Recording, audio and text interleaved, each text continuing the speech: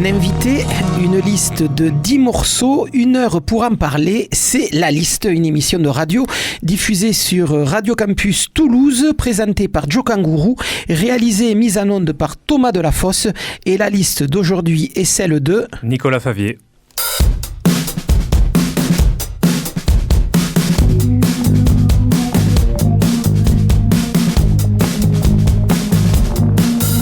C'est pas que je dis non, c'est pas que je fuis la chanson, mais une idée me poursuit et me dit: l'homme est heureux, en somme, l'homme est heureux, en somme.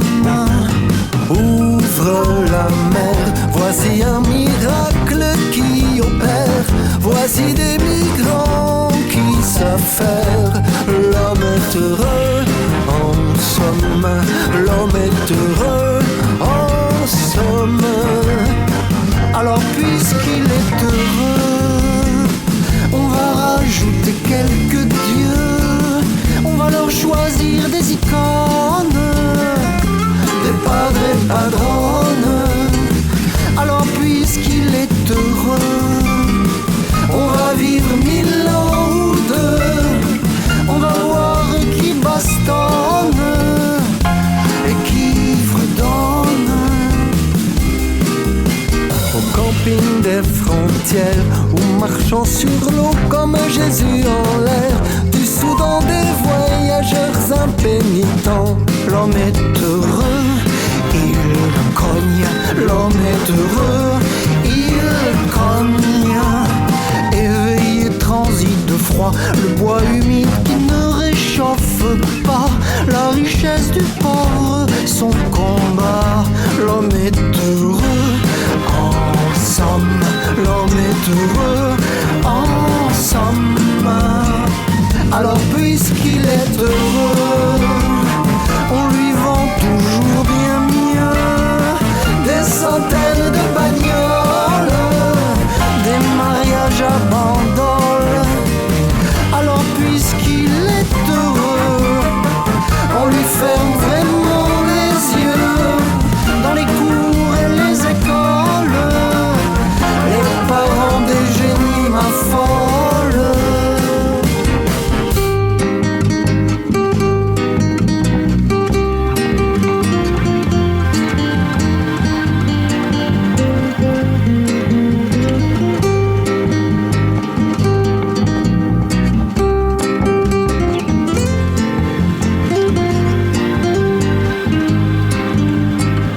Alors puisqu'il est heureux, on va rajouter quelques dieux, on va leur choisir des icônes, des padres et padrones. Alors puisqu'il est heureux, on va vivre 1000 ans ou deux, on va voir qui bastonne et qui fredonne.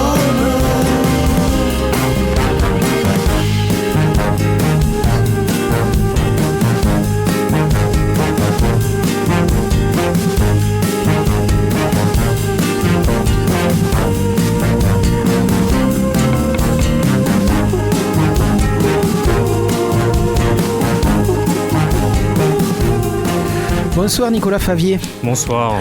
Vous êtes depuis 10 ans attaché de presse au sein de la Centrifugeuse, le nom de la structure de communication culturelle que vous avez créée en 2011. Mais la Centrifugeuse, c'est aussi le nom d'une émission de radio que vous animez, que vous avez animée sur Canal Sud et qui se donnait l'objectif de, je cite, faire découvrir au public des artistes émergents et souvent iconoclastes. Vous nous direz exactement dans cette émission ce qui se cache derrière cette formule un peu mystérieuse. Mais toujours est-il que artistes émergents, vous en avez défendu quelques-uns au sein de votre structure La Centrifugeuse, à l'image de Nicolas Pogam, dont nous venons d'écouter L'Homme Heureux, le premier single chanté avec JP Nataf, l'ex des Innocents, et qui annonce un nouvel album de Nicolas Pogam, Padre Padrone, à sortir le 19 novembre prochain. Parmi les autres artistes que vous défendez, on trouve en vrac, une liste non exhaustive, le groupe de pop Old Mountain Station, mais aussi la Renarde, Nicolas Pogam, déjà cité, Olivier Rocabois, le saxophoniste Laurent Rochelle, Alexandre Delano, la chanteuse américaine Am Higgins, le niçois Julien Ribaud, Koukania ou la famille Artus, mais également Moineau ou Grand Ressac, dont le prochain album devrait bientôt sortir. Je suppose que vous nous en parlerez dans quelques minutes. Vos actions vous amènent à intervenir auprès des médias, mais aussi des professionnels, mais aussi du public, ce qui fait de vous un témoin plutôt pointu et affûté du paysage musical régional et national. Vos intérêts vont de la pop la plus intimiste aux musiques dites néo-trad, en passant par le jazz, le rock et les musiques improvisées. Un lien commun entre tous ces artistes et toutes ces musiques, c'est l'indépendance de la démarche et du propos. Un éclectisme, en tout cas, que l'on retrouve et que l'on va retrouver, ou pas, dans la liste que vous nous avez amenée ce soir. Et avant d'en écouter le premier extrait, 2-3 choses à rajouter, ou on peut attaquer tout de suite? Nicolas Favier. Parmi les artistes que tu as cités, on aurait pu aussi rajouter Elysian Fields, Bertrand Betch, Françoise Breu, Théo Acola. Ça fait partie de mes stars underground avec qui j'ai bossé ces 10 dernières années, et que l'émission elle existe depuis 2006, l'émission La Centrifugeuse. Voilà, et ça a été un peu la rampe de lancement de votre structure. Ouais, c'est la continuité aussi d'un webzine qui s'appelait Footrack. C'est un peu la même idée de grand mélange en fait. Footrack un peu fou, c'est-à-dire ça, mais aussi qui part dans tous les sens. La Centrifugeuse, c'est ça, c'est décloisonner un peu les barrières musicales. Il y a assez de barrières sociales, donc c'est un peu l'idée de grand mélange. Mais derrière, j'essaie de faire découvrir, comme tu disais, des artistes, en tout cas, iconoclastes, on va dire. Théo Acola en est un vieux punk des années 70, arrivé en France parce que refusant le riganisme, et qui monte quelques groupes mythiques en France de punk rock avant de devenir aussi producteur de musique. Et aussi écrivain. Voilà, et aussi écrivain. Chez Actes Sud, quand même. Et un album est sorti de lui il y a 2-3 ans. Il y a au début, c'était fin de l'année 2019, je pense. Voilà. J'étais en train d'essayer de me souvenir d'un des groupes de Théo Acola. Passion Fodder, l'Orchestre Rouge. Voilà. Et Passion Fodder, c'est quand même un monument du rock français dans les années 80. Il a produit aussi le premier EP de Noir Désir, Monsieur Théo Acola. Et le dernier album des Malpolis. C'est vous dire si cet homme est vraiment éclectique. En tout cas, on va passer l'heure qui vient avec la liste de Nicolas Favier, dont Nicolas Favier, attaché de presse d'un certain nombre d'artistes de la région, mais pas que. On attaque tout de suite cette liste avec le premier morceau, Nicolas. Been trying to meet you.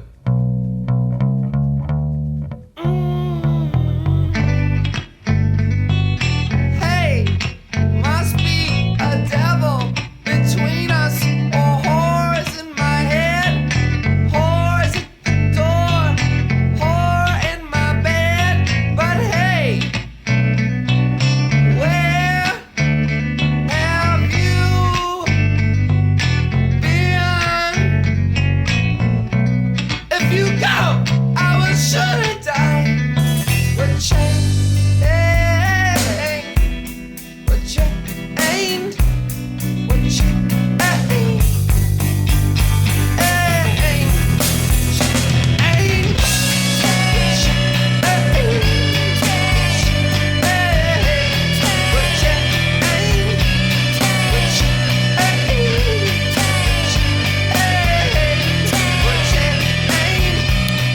Voilà, on commence là aussi. On parlait de Théo Acola et du monument qu'il a pu être pour le rock français dans les années 80. Là, autre monument du rock américain, les Pixies, début des années 90, album Doolittle, ce qui doit être leur premier album, si je me souviens. Doolittle, oui, ou alors deuxième, non, c'est leur deuxième. Voilà. Il y avait Surfer Rosa en premier, il y a eu un EP et il y a eu Surfer Rosa. Donc Pixies, c'est fin des années 80, ça a été très court comme carrière, mais fulgurante. Ils ont sorti 4 albums en 5 ans, je crois, et ils ont fini en 91. Et voilà, mais ça, c'est un album, c'est leur deuxième album, Doolittle de 89. Ouais. Quel âge vous avez quand vous écoutez et que vous découvrez Alors moi, c'est pas en 89 que j'ai découvert, je pense que c'est en 91 par mon frère qui a 4 ans de plus que moi, lecteur des Airrock à l'époque déjà. Je pense que c'est lui qui me fait découvrir ça. Et moi, la musique, je commence à l'écouter vraiment de façon passionnelle au début des années 90, quoi. Parce que les premiers mois musicaux, on en parlait tout à l'heure en off, ça va être Dire Straits, c'est pareil, ça vient de mon frère, ou Michael Jackson que j'écoutais à la radio comme ça, que ça passait, j'aimais bien, mais bon, c'était pas encore ma culture musicale. J'ai commencé à acheter des disques, j'ai 14 ans, je pense. Et j'ai notamment vécu on va dire, la révolution grunge de Seattle en direct, et voilà. Et Pixies était un peu lié à cette période grunge, mais ça vient vraiment d'une influence de mon frère, les Pixies. Donc là, on est au début des années 90, vous avez 14 ans, et c'est vraiment là que vous commencez à vous construire une identité musicale ? Oui, c'est ça, je pense, comme je te dis, je pense, donc la scène grunge, je me rappelle, mon premier achat, c'est une cassette d'une compilation grunge, où il y avait très peu de groupes grunge au final à l'intérieur. Je me rappelle qu'il y avait Alice in Chains de mémoire, il devait avoir L7, mais il y a aussi des trucs comme Ministry, qui n'était pas du tout grunge, qui était plutôt la musique indienne, mais toute cette scène les années 80, je la trouve assez passionnante. Il y a eu plein de mouvements dans les années 90, la musique indé, plein de labels indés qui sont montés. Et voilà, moi j'ai vécu tout ça en direct, et à la fois par mon frère, mais aussi par mes propres goûts, parce que mon frère, par exemple, la scène grunge, c'est pas forcément quelque chose qui l'intéressait, à part Nirvana, mais là c'était vraiment mon jardin à moi, la scène grunge. Et là, la musique, elle arrive que par disque ou par la radio, parce que vous êtes né à Pau, et on peut pas dire que Pau soit une ville et un bastion de concerts et de salles rock. Ouais, surtout à l'époque, il y avait l'association Ampli qui faisait quelques trucs, mais non, franchement, à 14 ans, j'allais pas encore au concert, mais moi j'ai un souvenir d'un super disquaire à Pau, Croc Disc ça s'appelait, je crois. Ici on a Croc Vinyle, ça doit être le même groupe. Non, c'était pas le même groupe justement. Croc Disc vraiment qui était fabuleux, je me rappelle même du vendeur et tout. On trouvait plein de disques. Il y avait donc à la fois l'influence de mon frère, il y avait ce disquaire, quelques lectures à droite et à gauche, et oui un peu la radio. Bernard Lenoir aussi, mais ça c'est pareil, ça venait de mon frère. Il écoutait Bernard Lenoir, et donc après moi j'écoutais Bernard Lenoir. Et donc ça c'est vraiment, mais c'est vrai qu'après en concert on s'ennuyait un peu à Pau. Mais bon, ça va mieux aujourd'hui. Allez, deuxième morceau de cette liste, donc concoctée ce soir par Nicolas Favier.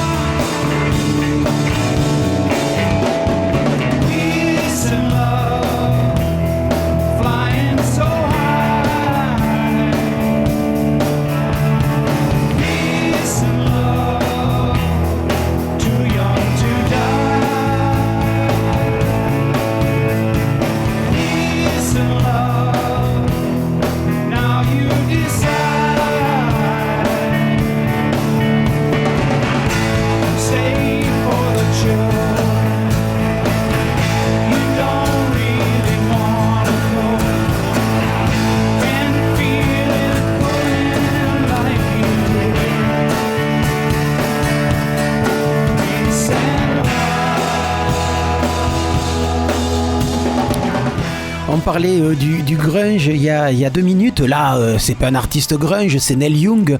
Par contre, le groupe qui l'accompagne, Pearl Jam, a été catalogué et faisait partie de cette vague. De cette scène grunge. Et un groupe assez mésestimé en France, puisqu'on était plutôt pro-Nirvana en France. Et Pearl Jam avait une mauvaise image, due aussi à ce premier album peut-être trop produit, peut-être un peu trop rock FM. Mais je trouve, Neil Young a été un grand fan de Nirvana, et il a voulu faire appel d'ailleurs à Kurt Cobain pour écrire un album, mais bon, Kurt Cobain est mort en 1994. Et Pearl Jam rendait souvent hommage à Neil Young dans ses concerts. C'est vrai qu'on ne dira jamais assez le rôle que a pu avoir Neil Young, Ouais, surtout c'est le côté, père du grunge. voilà, surtout côté vestimentaire. Les chemises à carreaux de Voilà. bûcheron, c'est lui qui les a filés aux musiciens grunge. C'est clair que c'est le père spirituel de toute cette scène. Voilà, et donc cet album, c'est un peu le rapprochement entre cette scène grunge et Neil Young. Et c'est un album formidable et à la fois, bon, comme la liste, c'était que 10 morceaux, donc j'ai voulu mettre mes deux. J'adore Neil Young, j'ai beaucoup d'albums et je suis un gros fan de Pearl Jam aussi, mais pas du début justement. Mais je les ai découverts à travers le live d'abord, Pearl Jam. Le premier disque que j'ai acheté justement, c'est à Croc Disc, un live pirate de Pearl Jam. Et c'était un groupe assez hallucinant en live. C'était vraiment des fous, le chanteur et des Vedder vraiment c'était des concerts très concis, très très puissants. Et voilà, et je trouve que la période de Pearl Jam justement qui va de 1994 à 1998 est ultra riche en termes artistiques. Il y a notamment cette rencontre avec Neil Young qui est sur cet album. Il y a les albums No Code, les albums... Et l'album avec Neil Young, c'est Mirror Ball, celui que l'on vient d'écouter. Et juste pendant ces sessions, ils ont aussi enregistré un double single avec l'apparition de Neil Young, qui est peut-être un des meilleurs singles, je trouve, de Pearl Jam, c'est I Got Heidi et Long Road. Et voilà, après, il y a eu, dans cette période-là, Eddie Vedder a fait des collaborations aussi avec Nusrat Fateh Ali Khan. Enfin, ils étaient une période 94-98 très riche artistiquement. Voilà, et un groupe mésestimé, je trouve, en France, un peu mal vu, alors qu'aux États-Unis, c'est des stars, même en Espagne, en Italie. Et c'est vraiment à voir en live. Alors moi, malheureusement, je ne les ai pas vus sur cette période 94-98, je les ai vus qu'à partir de 2006. Là, on est déjà plus sur du rock à la Springsteen. Pas FM, mais plus tranquille, quoi. Mais bon, il y a toujours quand même, ça envoie quand même bien en live encore. Ouais. Ali Mustafa Khan, le musicien dont vous venez de parler, qui a collaboré un temps sur un projet avec Pearl Jam, étant ce chanteur pakistanais. Ouais, pakistanais. Et voilà. Bien, on écoute le morceau suivant de votre liste. On en est déjà au 3e.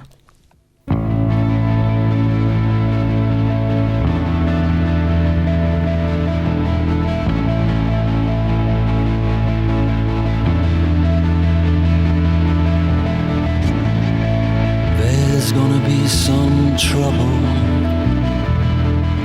A whole house will need rebuilding, and everyone I love in the house will recline on an analyst couch quite soon. Your father cracks a joke and in the usual way empties the room. Tell all of my friends I don't have too many, just some raincoated lovers, puny brothers. Là, on reste toujours dans les années 90, mais avec un artiste qui, lui, est né dans les années 80, Morrissey, le chanteur des mythiques Smiths. Ouais. Et puis, une fois les Smiths séparés, il a commencé une carrière solo, et en particulier avec cet album, Son meilleur, je pense. Vauxhall and I, ouais. Son meilleur, je pense. Je pense d'abord que j'ai découvert Morrissey avant les Smiths, même si mon frère peut-être voulait me faire écouter les Smiths, mais j'ai d'abord découvert Morrissey et cet album qui est, à cette époque, encore une fois, j'ai commencé à écouter beaucoup de musique et moi j'ai beaucoup aimé cet album et petit à petit je me suis mis aux Smiths et voilà, c'est quand même tout un monde aussi, à la fois musical, au niveau littérature aussi, enfin les textes. Et puis aussi une belle présence scénique que j'ai pu le voir en concert en live à l'Olympia et c'était quelque chose, ouais. Ah ouais.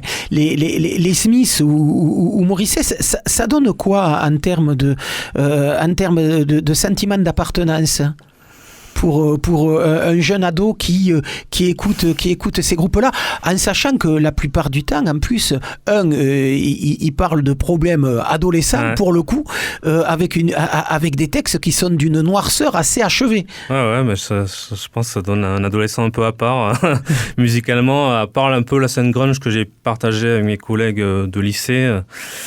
J'avoue que les goûts, j'avais quand même des goûts assez particuliers. Il y avait Pixies encore, mais ouais, les Smiths, on a l'impression d'appartenir à un clan un peu à part, surtout à Pau. Ah.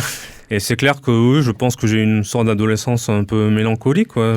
Et du coup, ce genre de musique m'aidait, en fait, ouais, je pense, à se sentir moins seul. Ouais. Même si aussi il y avait encore une fois le frère hein, qui était là pour partager ce genre de sentiments, ce genre de musique aussi. On n'ira jamais assez l'importance des grands frères lorsqu'on a eu la chance d'en avoir un. Il n'y a pas très longtemps, on a fait la liste de Serge Faubert qui n'arrêtait pas non plus pendant toute sa liste de parler de son frère comme d'un mentor, d'un phare et de quelqu'un qui lui avait permis de rencontrer plein de styles de musique et d'aller à la rencontre de plein de musiciens. Non, c'est important quand on est jeune, d'avoir un phare, ouais. 4 ans de différence, c'est ça que 4 ans de différence, ouais. 4 ans, ouais, 4 ans de plus. Allez, prochain morceau de la liste de Nicolas Favier de la Centrifugeuse.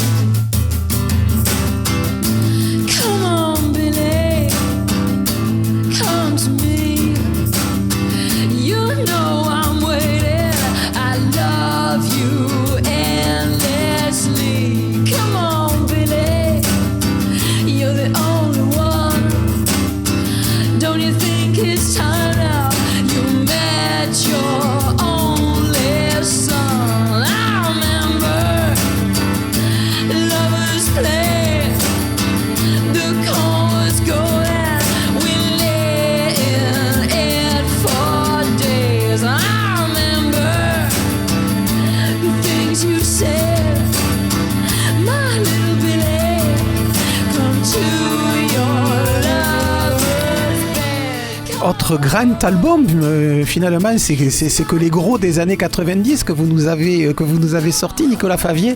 Autre gros album des années 90, celui-là aussi a été quand même assez marquant pour toute une génération d'auditeurs. Lorsque cet album de PJ Harvey est sorti, c'est son premier album avec Common Billy, un morceau qui est devenu un standard maintenant du rock indé. Cette PJ Harvey, comment vous la découvrez ? Je pense par Bernard Lenoir. Alors c'est pas son premier album. Son premier album c'est Ride of Me qui est un peu plus rock. Là déjà elle est un peu plus. Je crois que c'est son troisième. Elle est déjà un peu plus établie. Un album un peu plus abordable que ses premiers. Et puis Harvey pour moi c'est une des artistes que j'ai le plus vu en live en fait, dont je pense que je l'ai vu 6 fois et au moins 3 fois à l'étranger, dont une fois au Mexique quand même. Je l'ai traqué jusqu'au Mexique et une fois à Benicassim, une fois à Madrid, ici au Bikini, c'était extraordinaire, enfin de l'avoir si proche au Bikini, aux arènes de Nîmes. Voilà, enfin je crois que j'ai tous ces albums, je suis méga fan. Pour pas dire Qu'est-ce qu'elle a amené un peu à ce rock, à ce rock très viril, dire, des années 90 ? C'est ça, il y avait très peu de femmes finalement, à part Patti Smith, peut-être Blondie. Et encore, Blondie, c'était un groupe. Voilà, et puis Blondie, c'était fini depuis Belle Lurette. Oui, mais finalement, en femme forte, il n'y en a eu pas tant que ça, quoi. Et je pense qu'elle a vraiment... je pense qu'elle a amené une sorte de révolution, puisque après il y a plein de groupes féminins qui sont mis. Je pense que c'est une référence pour la scène féminine. Et puis de toute façon, au-delà, voilà, c'est une grande musicienne, une grande artiste. Pareil, il n'y a pas que la musique, il y a aussi les textes, il y a... Il y a la démarche aussi. Il y a la démarche, chaque album est réfléchi. C'est quelqu'un qui a une sorte de charisme, quoi. Moi, le dernier concert que j'ai vu au Bikini, pour moi, ça allait au-delà de la musique, quoi. Et des gens s'étaient plaints justement parce que justement il n'y avait pas ce côté interaction avec le public. Mais pour moi ça allait au-delà de la musique, quoi. C'est pas que la musique, c'est de l'art, il y a du théâtre, il y a de la danse dedans. Enfin c'est autre chose, quoi. C'est ce que vous cherchez aussi chez les artistes que vous défendez ensuite au sein de la Centrifugeuse. C'est un peu ce mélange des genres, ce choc des styles. Je sais pas si c'est un mélange des ans. En tout cas, ce que je recherche, c'est pour moi la musique, c'est pas un divertissement, c'est de l'art et qui doit être au même niveau que la littérature, mais qui n'est pas au même niveau en France. Et du coup, moi, j'essaie de chercher des artistes qui ont un propos à dire, quoi, enfin, qui se démarquent un peu. Après, j'ai pas un style en particulier. J'aime tous les styles. Ce qui me rattache tout ça, des fois, c'est peut-être une sorte de mélancolie. Je fais peu de musique festive, en fait, dans mes choix. Bon, voilà, en fait. C'est drôle d'opposer art et diffusion de masse. La musique peut être un art, mais peut être aussi un divertissement. Ah oui, non, mais c'est quand moi, quand il y a des tubes qui sont très très bons. Enfin, non, mais c'est juste que je trouve que la musique n'est pas reconnue des fois à sa juste valeur. Souvent dans les concerts, les gens n'écoutent pas. Bon, des fois ça m'énerve. Alors que ce qui n'arrive pas dans le théâtre ou la danse. Bon, enfin, c'est bien, très bien de s'amuser en concert. Moi, je m'amuse. Et j'aime danser aussi, à des concerts. Mais c'est juste que. C'est vrai que quand vous dites que ça peut être aussi considéré comme un art mineur, ce que disait Gainsbourg. Gainsbourg disant la chanson c'est un art mineur, moi je veux être peintre, sauf qu'il a jamais réussi à l'être.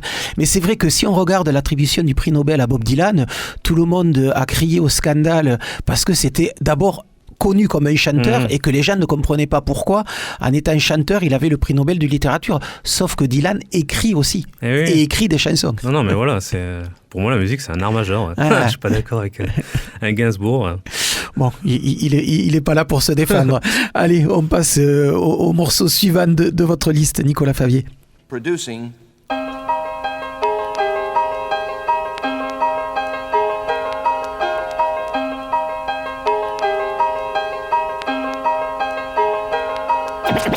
From listening to records, I just knew what to do. I mainly taught myself. And, I did pretty well, except there were a few mistakes that I made that I have just recently cleared up.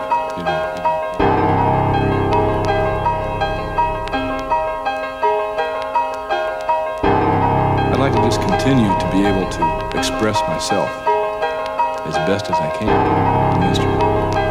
I feel like I have a lot of work to do still. I'm a student of the drums. And I'm also a teacher of the drums too.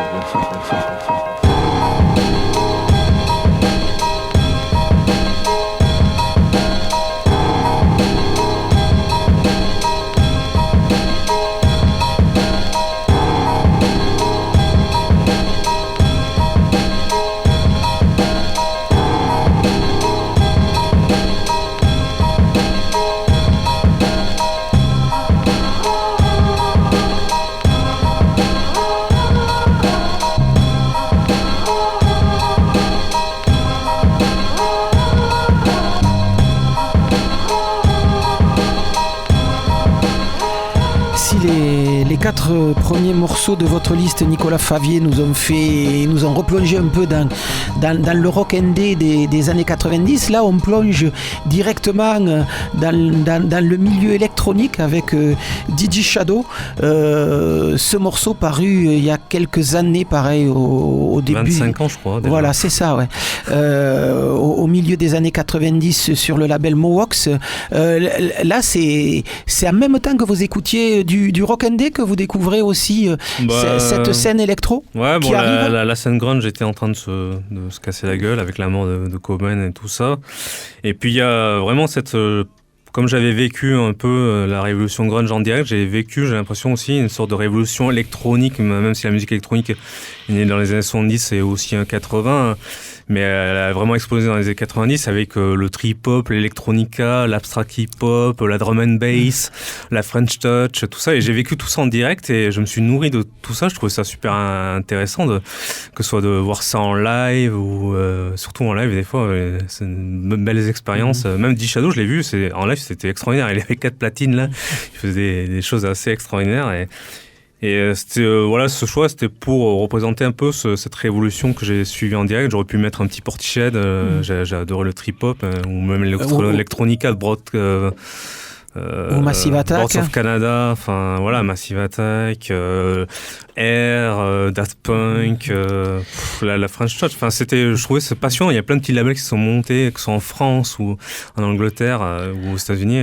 Avec justement un phénomène autour des personnages ou des labels qui a instauré une espèce de fanatisme autour de et d'effervescence autour de ces labels. Je pense au New Song, je pense à Ninja Tune, à Mowax. C'est vrai qu'il y a un ensemble de petits labels qui fédéraient autour d'eux des masses d'aficionados qui traquaient le dernier single, qui traquaient le prochain album, la sortie en vinyle ou en cassette, puisque la cassette était encore d'actualité à ce moment-là. Pour les plus vieux d'entre nous, on se souviendra que pas mal de DJ de campus étaient branchés sur ces musiques-là. C'est vrai qu'il y avait une effervescence à ce moment-là autour des musiques électro qui a été assez prégnant et assez étonnant. Ouais, moi je me rappelle, je disais ça à travers la revue Magic qui je pense qu'elle est née pareil dans cette époque-là et qui parlait beaucoup de tout ce mouvement et ouais, je trouvais ça vraiment passionnant. J'ai l'impression de vivre en direct voilà, une sorte de révolution musicale et c'est génial quoi. Et quand vous écoutez ça, vous avez à peu près 20 ans, vous faites quoi? 96, j'avais 19 ans. Ouais, vous faites quoi? C'est la fin des années lycée, vous êtes... Ouais, encore à Pau, à la fac, voilà. Et... Non, c'est ça, ouais. Ah ouais. Et le cursus là que vous suivez, c'est quoi après le lycée? C'était un IUT de statistique et traitement informatique des données. Ah ouais. Voilà. Ça vous sert actuellement peut-être oui, pour faire les comptes? Les tableurs, ouais, la compta, les tableurs, je fais pas mal de tableurs. Je suis un pro d'Excel et j'en ai besoin dans mon métier. Et voilà, mais j'ai fait d'autres métiers avant. Bref, je ne veux pas raconter ma vie, elle serait trop longue. Très bien, allez, on se contentera d'écouter le prochain morceau de votre liste.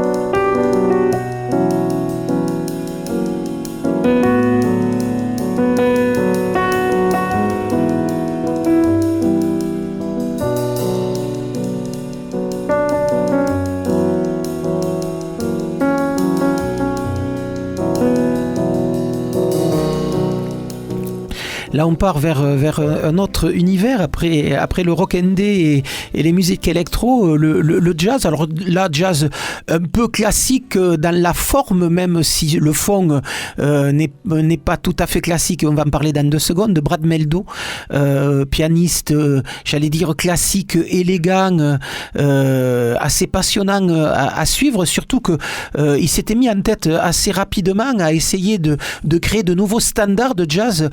On sait que les standards de jazz, historiquement, c'est pompé dans toutes les compositions des années 20, 30 et 40, issues du répertoire des comédies musicales de Broadway qui ont été jouées, rejouées, jusqu'à être complètement usées par tous les mouvements de jazz qui se sont fait suite des années 20 aux années 60, le swing, le bebop, le hard bop et compagnie.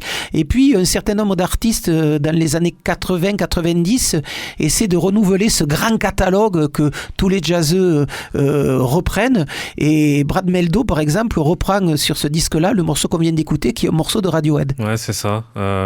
98, l'année où je découvre un autre continent musical, le jazz, en fait, en allant à Marciac. J'habite Pau, c'est pas trop loin, Marciac. Et où est-ce que j'habite à Pau encore, je sais plus, mais bref, je vais à Marciac et ce soir-là, à l'affiche, il y avait quand même Brad Mehldau, Herbie Hancock et Laurent de Wild. Donc grosse claque quoi.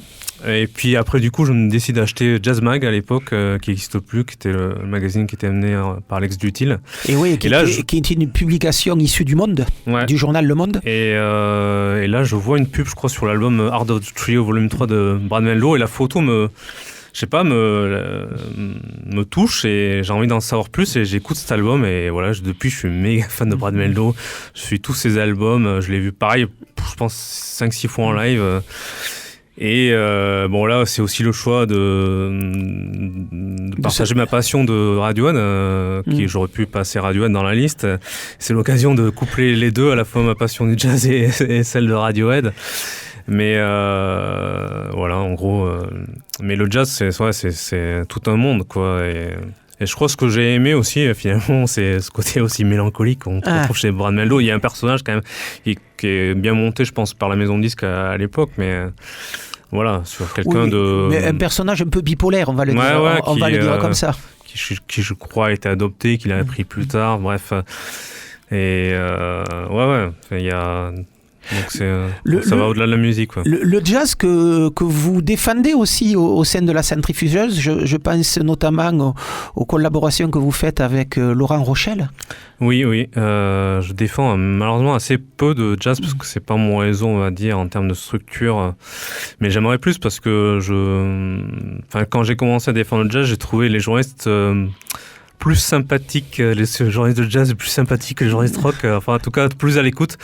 C'est un peu changé, ça y est, maintenant ils sont aussi autant submergés que les journalistes de rock et du coup c'est peut-être plus difficile de les avoir, mais malheureusement j'aimerais en faire plus parce que moi c'est une musique que j'adore, je trouve que voilà, à chaque fois je prends avant tout des claques en live plus qu'en disque.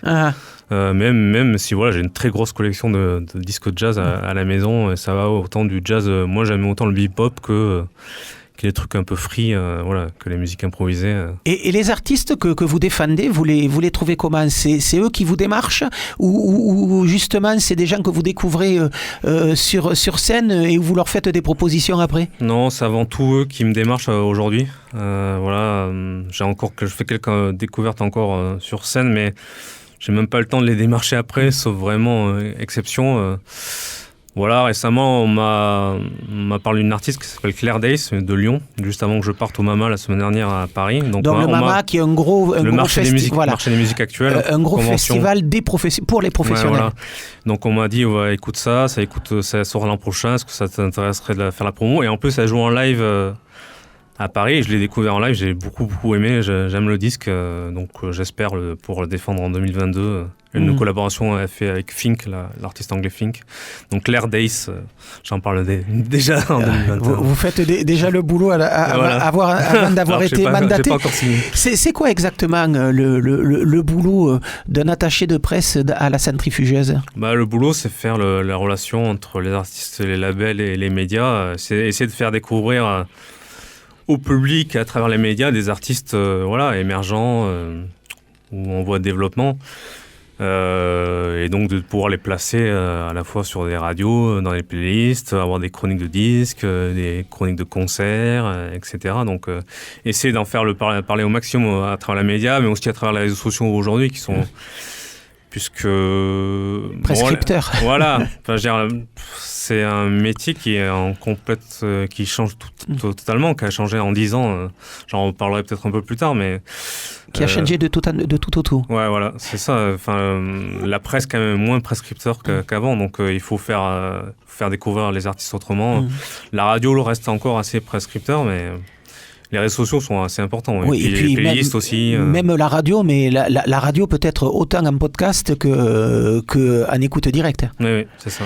Vous disiez que la presse aussi avait énormément changé. Donc c'est vrai qu'au début des années 90, le début de votre liste, il y avait quelques journaux incontournables. Il y avait Magic, il y avait Les Inrecuptibles, il y avait des magazines. J'ai connu Pest aussi, mais à la fin. Rock and folk encore. Rock and folk en 90, c'était pas top. Mais c'est vrai que maintenant, ça a complètement changé.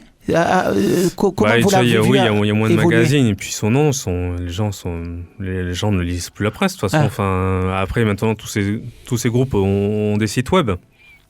Mais clairement, ils ont moins d'influence.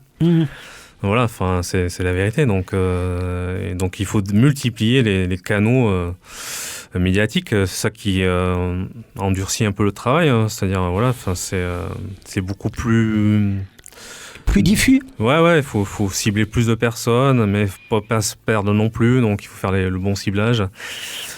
Et voilà, et puis il faut aller au-delà de l'aspect médiatique. Moi, n'importe quelle chronique, n'importe quelle, tant qu'elle est bien écrite, je vais la partager sur les réseaux sociaux, et c'est à travers les réseaux sociaux que j'espère les gens vont cliquer dessus et découvrir l'artiste, quoi. Donc en fait, c'est plusieurs liens, en fait. Et ça veut dire qu'actuellement, les écrits que vous mettez en avant ne sont pas forcément issus de journaux, mais peuvent être complètement tirés de blogs de particuliers qui, à un moment donné, flashent pour la musique, aussi, pour une musique que vous défendez par ailleurs. Je mets quasiment tous les médias au même niveau maintenant, à part quelques exceptions.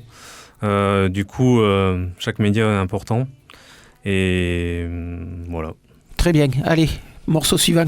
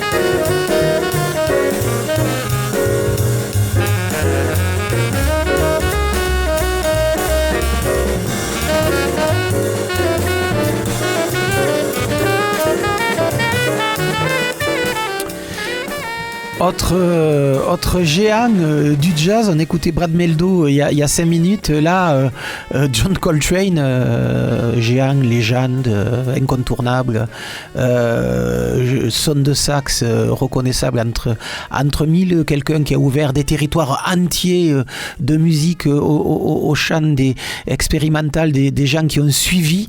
Comment vous découvrez cet artiste et quelle place il a un peu dans votre panthéon personnel? Comme je disais tout à l'heure, j'écoute des crews de jazz en 1998, j'ai 21 ans. Et donc je me mets d'abord aux classiques, quoi, Miles Davis, Coltrane, etc. Et voilà, quand on aime le jazz, on aime le saxophone, qui est l'instrument, je pense, principal du jazz. Et qui dit saxophone dit John Coltrane. Et voilà, et puis c'est tellement une carrière assez hallucinante, quoi. Pareil, très courte, mais pléthorique. Et cet album est au Panthéon, quoi. C'est clair que celui-là, je l'emmène sur une île déserte. J'aurais pu emmener aussi le Miles Davis. Lequel Kind of Blue. Kind of Blue, bien sûr, voilà, un classique.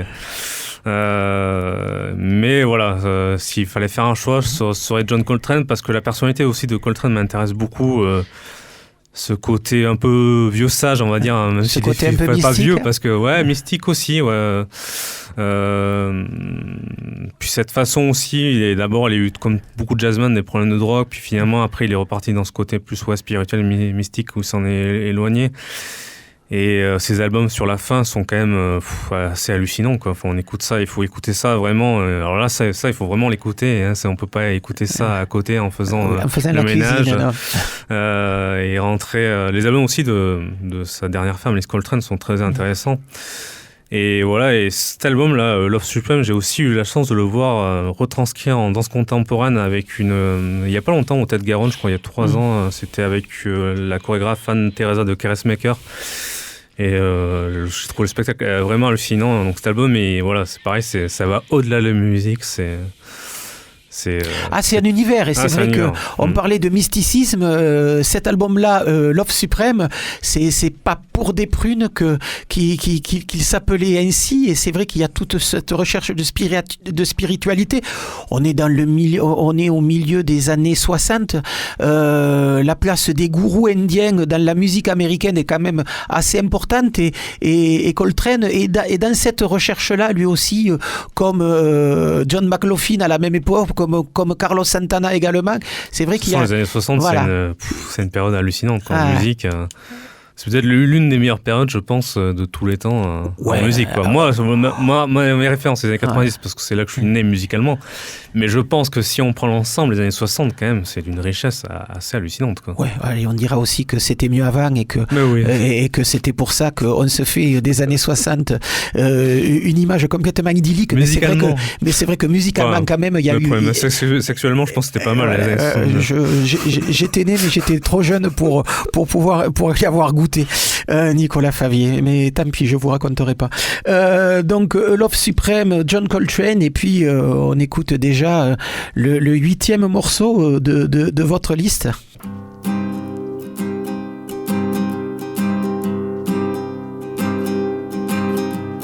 Avant de perdre ma face et de m'éteindre comme un vieux mégot, mon tout dernier regard se portera sur tes fesses, où je cachais chaque nuit le plus précieux de mon magot. Avant de vomir mes adieux et de m'écrouler comme un vieux poivreau, mon tout dernier regard se portera sur tes yeux, où je cache chaque nuit les plus brûlés de mes propos. Dominica, je t'ai toujours aimé, album Augury, un choix qui marque aussi votre intérêt pour la chanson française. Beaucoup des artistes que vous avez dans votre catalogue écrivent en français. Pas tant que ça, finalement. Ah, quand même. Non. Moi, je pense que j'ai surtout des artistes qui écrivent en anglais, avec qui je bosse. Mais comme tu vois, c'est mon seul choix. Non, mais Ribot, il écrivait en français avant, et c'est maintenant, il écrit en anglais, quoi. C'est vrai. Et Pogam. Ouais, il y a Pogam, Bertrand Betch. Oui, j'en ai quelques-uns, bien sûr, mais j'en ai pas tant que ça. Comme tu vois, c'est le seul choix francophone de ma liste. Parce que c'est pas ma culture de base. Si on devait remonter à la chanson, moi au Panthéon, j'ai Léo Ferré, mais que j'ai découvert finalement assez tardivement. Mais sinon, j'ai du mal avec la vieille chanson française, quoi. Même Brassens, j'ai du mal. Et puis la variété, putain, les années 80, tout ça, voilà. Merde, heureusement que voilà, justement, dans les années 90, il y a des gens comme Dominica qui, pour moi, je pense, le chef de file de tout ça, qui ont emmené leur influence anglophone avec leur influence de la chanson française. Et voilà, ça a amené toute une ribambelle d'artistes super intéressants comme Miossec, voilà, Mathieu Bogertz, etc. Il y en a plein. Donc il fallait en choisir un. C'était Dominica. Pareil, c'est parce que je l'ai vu aussi énormément de concerts. Et c'est comme ça que je l'ai aimé d'ailleurs, parce qu'il est vraiment assez extraordinaire. Je l'ai vu aussi en solo et il tient la scène en solo et on avale toutes ses paroles, quoi. Il chante super bien. Enfin, il a un sacré charisme. Et voilà, pareil, toute cette scène des années 90, Philippe Catherine, Françoise Breu, je la trouve très très intéressante et elle m'a ouvert vers justement la musique, la chanson française. C'est après que je suis arrivé sur Léo Ferré, etc. Mais c'est d'abord eux qui m'ont emmené vers le français, quoi. Et après, il y a bien sûr Gainsbourg, etc., que j'aime beaucoup. Quand vous parlez de cette scène-là, qui est étonnamment assez bretonne, Miossec, Dominica, Françoise Breu... Il y a Diablo Gomme à Toulouse, j'aime beaucoup. Et étonnamment, vous ne parlez pas de Marquis de Sade, par exemple, qui sont un peu... Trop jeune. Oui, mais on peut découvrir après coup. Oui, c'est vrai, mais je crois que j'ai un problème avec les années 80, en fait. Ah ouais. Du coup, je crois que j'ai squeezé pas mal de trucs des années 80, sauf The Smiths et R.O.M. Mais sinon, j'ai un gros problème avec les années 80. Du coup, je connais très mal les années 80. Donc c'est pour ça Marquis de Sade. Marquis de Sade, en fait, je pense que je l'ai écouté pour la première fois suite à la mort de son leader. De Philippe mais Pascal. Je l'ai un peu écouté et il faudrait que je m'y remette, parce que ça a l'air très intéressant. Mais il chantait en français ? Ah, il chantait en français, oui. Il chantait en français, en anglais, en allemand. Voilà, c'est vrai qu'ils avaient des textes assez différents. Ils chantaient beaucoup en français sur l'album, sur le groupe suivant, Marxberg. Là, il a chanté la plupart en français. Allez, avant-dernier morceau de cette liste de Nicolas Favier.